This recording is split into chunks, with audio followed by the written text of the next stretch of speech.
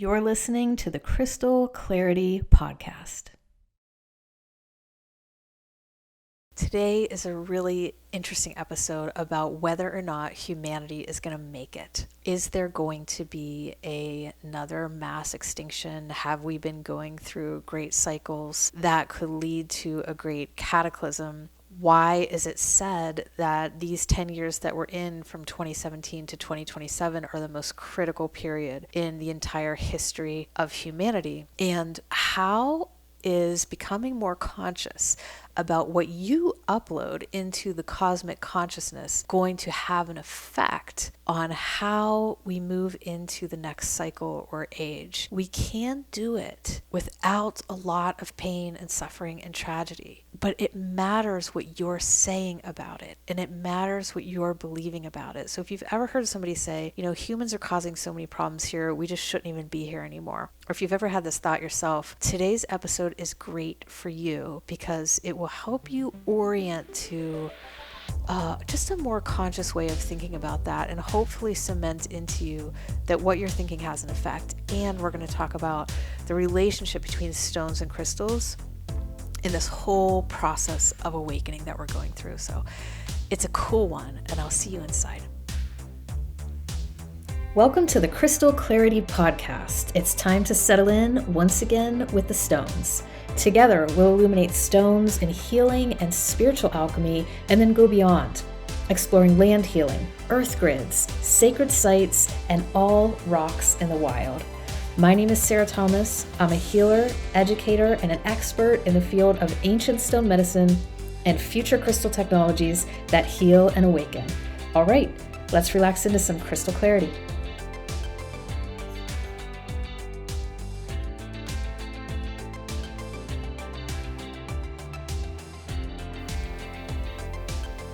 Well, today's episode is brought to you by the Clarity Crystal Shop, and I wanted to let you know that me and a couple of my closest stone allies started a crystal shop, and we did that because we were teaching in Asheville and so many live classes and so many great groups of students. And after I would teach, people would always say, well, how do I get that? How do I get this beautiful azurite that you're talking about from this region? Or where am I going to go get these Colombian quartz and all of these things? And so I would say, just go figure it out. Go to Etsy or eBay or find some people, and I would just guide them along. And then I started to, when I would buy stones, instead of just getting one, I would buy a whole flat of them or 7 or something, because I would think, well, I'll bring them to class, and when people ask me about it, at least they'll have some. And we got swarms and swarms, people just swarming to these little flats and trays of stones that I would bring, and they would be gone in an instant. And then other students would be feeling left out. So I started to buy more stones and more stones for the classes, and that turned into the Clarity Crystal Shop. And the Clarity Crystal Shop is now a little retail shop based just outside of Asheville, North Carolina, but we do ship all over the world, and we have 5 things that we always adhere to. One is that everything that we carry has tremendous chi. I look at things as a healer, so I always pick things that are really alive with a lot of evolution and chi inside of them, so they're going to work for you. The second thing is I always get us natural stones that are not heat treated or dyed or irradiated or stabilized and do not have any synthetic processes on them, so they're safe for us. And the third thing is that I do my best to do ethical and conscious sourcing and really know the people that I'm working with, and work with rock hounders and work with people who hand collect or work with people that give back to the environment. And that's been a long 10-year process for me of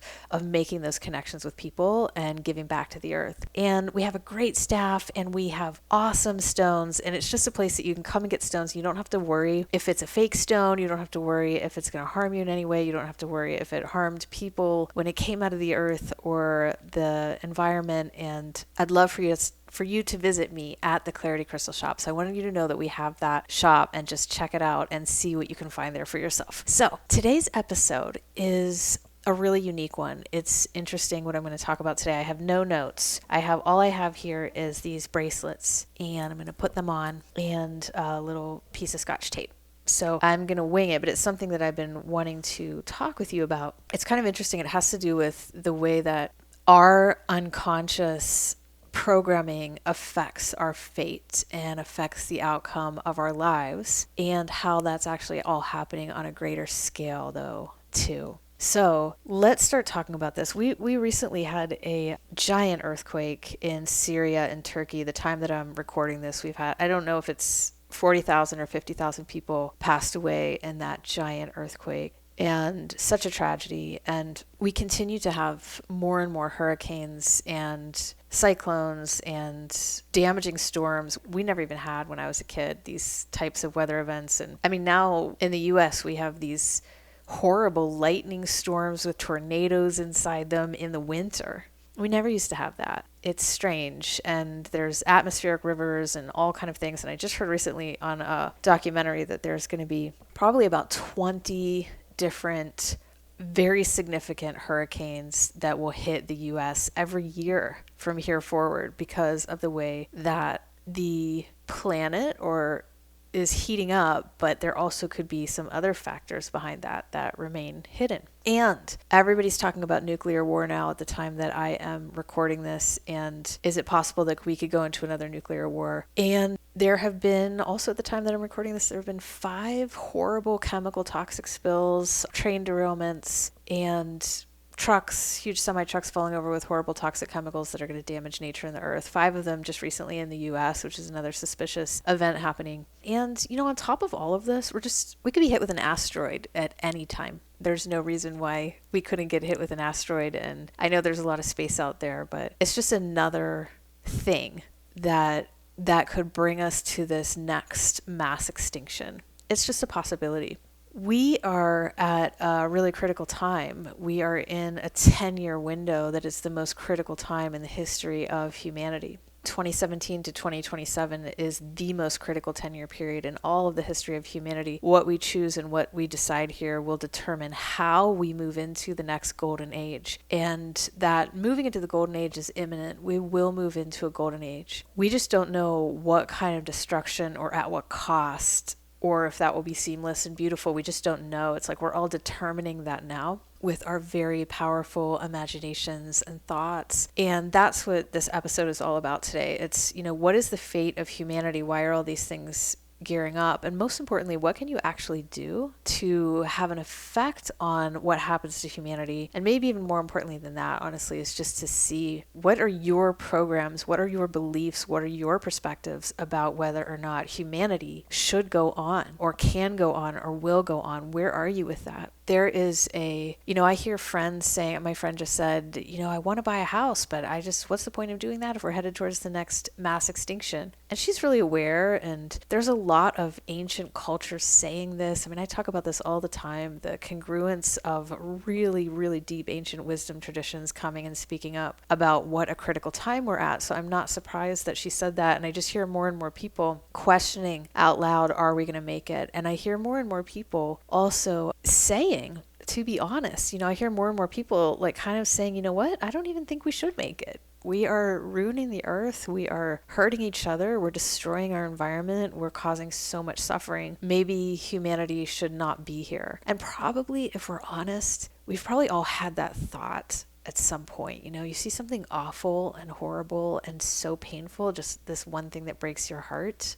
I'll speak for myself, but I'm speaking in the you plural because I feel like we've all kind of been here. But for myself, I've had moments where I've thought, I don't even know if, it would be better if we were gone. It would be better if humanity was not here. Now, the thing is, a lot of people are thinking that.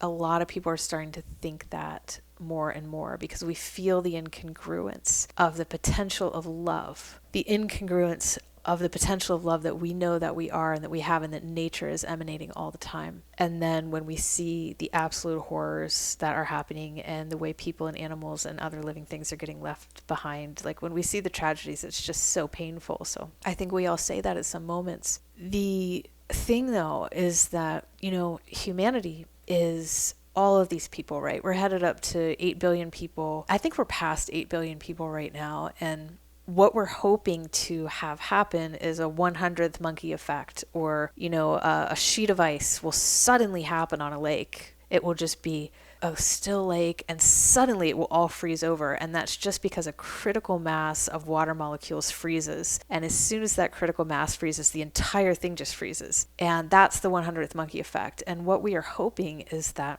we can get a critical mass of about 10% of humanity to awaken to high enough levels that sheet of ice of all of humanity will just awaken, and it will just be a kind of a sudden awakening because we hit that critical mass, that 100th monkey effect. And so I do a lot of work in my spirit tradition working towards that 80,000, 84,000 people, right? Because that would be about 10% of 8.4 billion people. So we, as this collective of 8.4 billion people, or we're somewhere around there, 8 billion to 8.4 billion people, we are actually one. We are actually one. I mean, we are all, everybody here is actually one. We're one human. It's one human here, and we're all part of that human. I mean, we're beyond brothers and sisters. We are all one. We're all living inside the same body. We are all like, we have the same beating heart. We are all one. We are literally, if you could see us from higher perspectives and higher consciousness, we are one being. It's like we're one human here. And just in the way that one human like me has only 5% of what I know in my consciousness,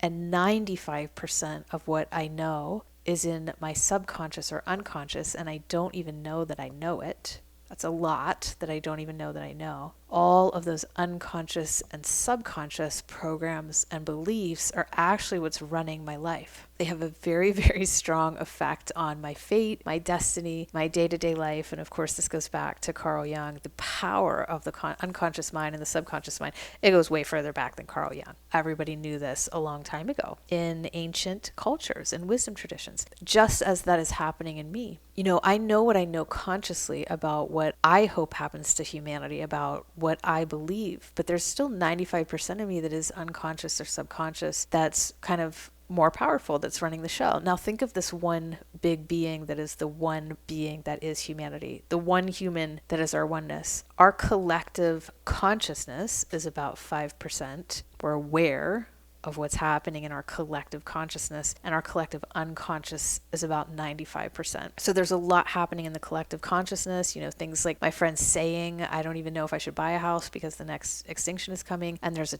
ton happening in our collective unconscious about the fate of humanity. Now, here's where things get interesting. Our collective unconscious is feeding a lot of information to what is called the cosmic consciousness. The cosmic consciousness is, think of it like a neutral Akashic record, a neutral mirror of us, but something that's much larger, something that's much larger than us, the cosmic consciousness. And everything that this one great human of humanity is believing and perceiving and perceptualizing in our unconscious, we're feeding that to this cosmic consciousness, this Akashic record that is almost like a great neutral computer or something. And as we feed those thoughts to that, it kind of has an effect on, okay, so here's what I'll give back to it. Here's what I'll give back to humanity. This is simply a mechanism through which we create our reality and we imagine life into being. We imagine reality into being, which is one of our great superpowers. We are uploading a lot of information to this cosmic consciousness. If we are thinking all the time, humanity is no good, humanity should not even be here, we just upload into that cosmic consciousness and it says, okay, I'm going to give them what they're creating, because it's just a reflection. I'm going to give them what they're creating because they're creators, and I'm going to throw an asteroid at them and give them what they're creating, the end of humanity. Or I'm going to give them what they're creating and end them with a giant pandemic or a giant earthquake or a super volcano or whatever all these things are, all these possibilities. It's just actually the power of the collective unconscious uploading information into the cosmic consciousness. And that force is literally just helping us to create our reality. You know, humanity, this is why I teach, this is why I do everything that I do. Is this next statement that I'm going to say is truly the purpose of my life coming through in this next statement. But I know that all of the problems on this planet will automatically disappear when humanity awakens. All of the problems on this earth will automatically disappear when humanity awakens. Humanity awakening does stop all of the problems here. This place is a paradise. It is a perfect natural paradise. It is absolutely incredible divine, because we as humans have this program in us called the self that is really running the show. It's like a program. It's almost like a virus we got infected with or something, but the self is running the show, and the self fully believes that we are completely separate from one another, and the self is always in fear, and that is the root of the self. The root of the biological self is separation, and the root of the psychological self is identification. So the self is running the show, and it is always scared, it is always separated, and we're waking up to that. That's what awakening is. We wake up to it and we start to see it. We start to see the self. We start to see the self. That is literally awakening. We see that program. Suddenly that program, it's like, uh-oh, the witness is seeing me now. And once we start to see it, it just starts to dissolve really quickly. Because humanity awakening and all of the problems on this earth, I am all about humanity awakening. It's the most important thing that I could ever put my energy and time into, is the awakening of humanity. And it's true, we are causing all of the problems here. So when we say that, it's true. If you've had the thought humanity shouldn't even be here because we are messing things up, it's true. We are causing all of the problems here, and we're causing quite a bit of suffering here. So the reason I wanted to make this episode today, though, and talk about this is because I'm hoping this will help you catch yourself and become conscious of your thoughts about humanity. Become conscious as these bubble out of you. If you're thinking humanity is causing all of the problems here and they should just go away, we should just all die, know that you're uploading that into the cosmic consciousness, and that's making a great effect. And the more people that think that, the more that we upload that into the cosmic consciousness. The cosmic consciousness helps us create our own reality, because that's what we are. And then that asteroid that's out in the middle of nowhere, it like changes its course a little bit to head towards us, or that volcano that could have released its pressure in some other ways through some other metamorphic plate, it doesn't, it course corrects in it, and it says, I'll be a super volcano and humanity, or whatever, a virus, whatever it is, earthquakes, atmospheric rivers, fires. What you think about humanity matters. What you're saying about humanity matters. And instead of saying humanity is causing all of the problems here, you're correct, we should all just die, you might choose to say, if this resonates, humanity is causing all of the problems here, we should just awaken. And catch yourself. Humanity is causing all of the problems here. It's true. And we should just awaken. We should just make it. We should just make it into the golden age without a lot of horrible extinction, mass extinction, suffering, and pain. That golden age is imminent. We just don't know how we're going to get there. We can get there without nuclear war. We can get there without a zombie apocalypse. We can get there without an AI scene like in the Terminator, where the AI turns around and kills us all. With love, we can get there with some grace. We can get there with some ease. We can make it. We're in this critical period. It matters what you think. And I think about this, the way that what stone medicine does is stone medicine takes all of that stuff in that 95% of us that we don't even know that we know. Our suppressed, repressed, subconscious, all of our perspectives and beliefs, everything that we're living by, the hardened past inside of our psychology. It takes all of that and it starts moving it up to the surface, and we start to see it. And when these deep buried programs come up into the surface, there's a lot of hope, because to see is to be free. And when something comes into the light, sometimes that's the beginning and the middle and the end of the process. It's done. Once it's in the light, it's done. It's just gone.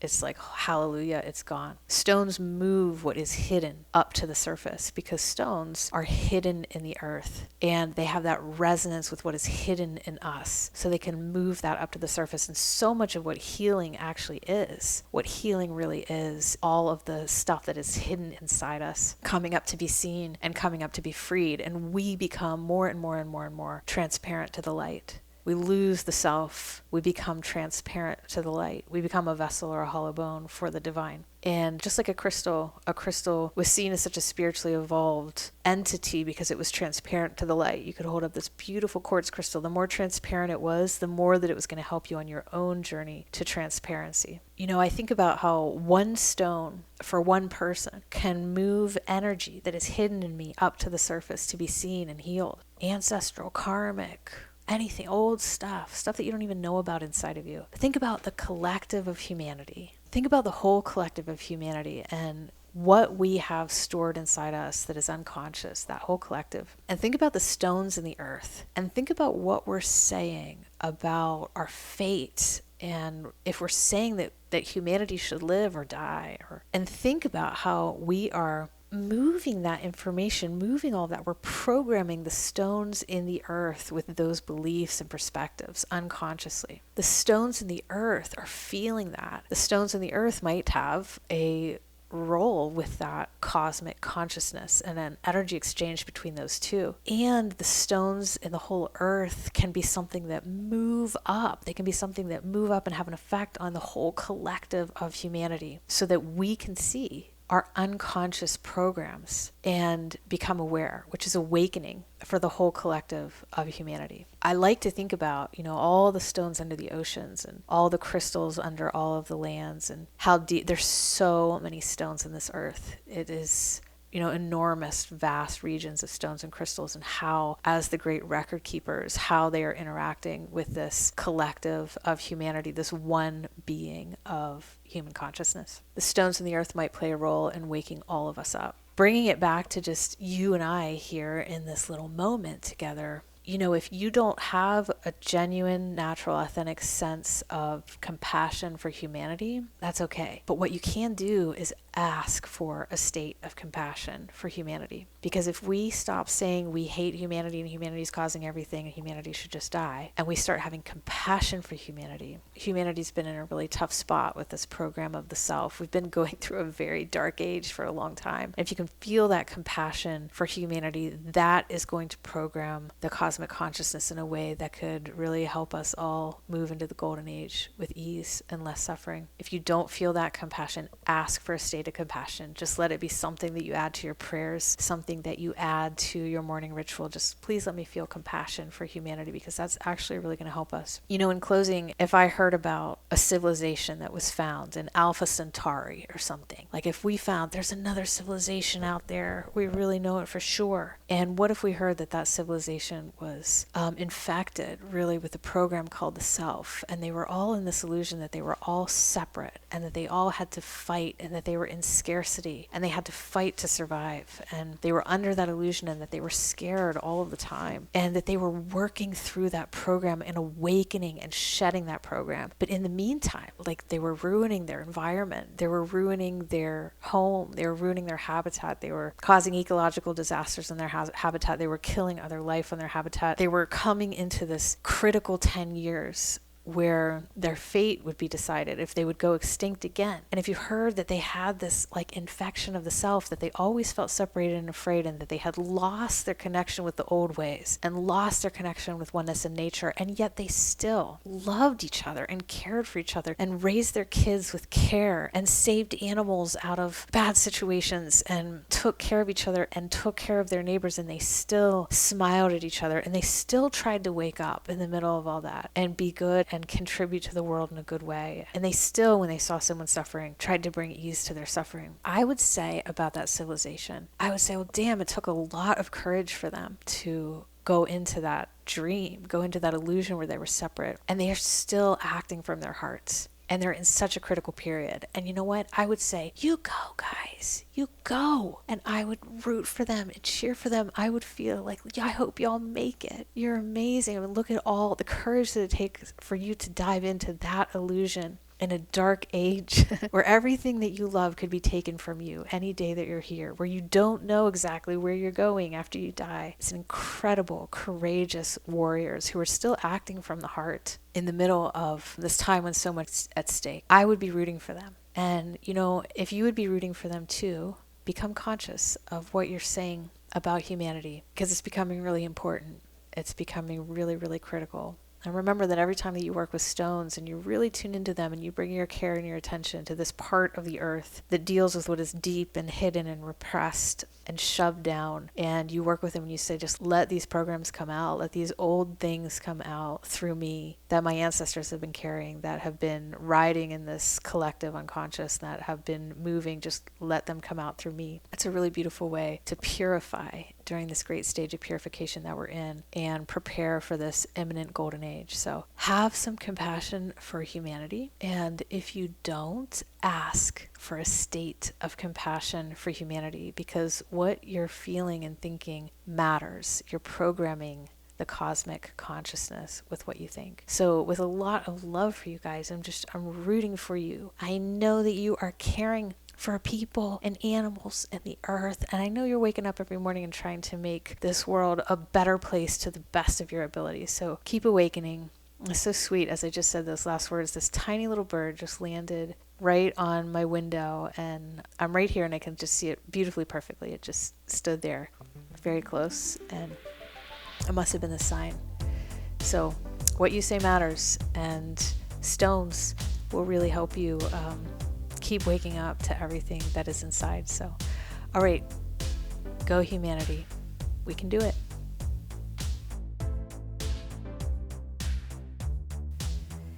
Thank you so much for joining me today. If you like today's episode, please like or subscribe. Oh, and leave me a comment. I'd love to know what you'd like to learn more about. To take the perfect stone medicine or crystal healing training for you, or to visit me at our super special crystal shop, go to upperclarity.com.